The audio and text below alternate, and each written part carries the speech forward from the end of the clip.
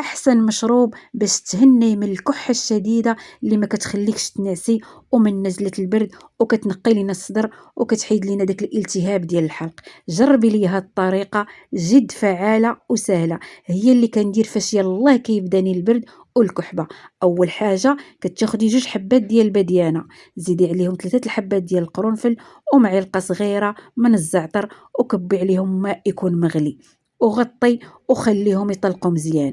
خليهم واحد 5 دقائق وصفي. وملي تبغي تنعسي شربي لي هاد الكاس، تبعيها 3 ايام ما يبقاش البرد يدور بك نهائيا. الصدر كيتنقى، وحتى ديك الحساسيه وضيق التنفس ما كيبقاش. انا هي الوصفه المعتمده عندي في هاد البرد، تليق للوليدات الصغار والكبار. من الليله الاولى كتصبحي على خير، وكيبدا ينقص عندك اعراض نزله البرد تدريجيا من 3 الايام الاولى.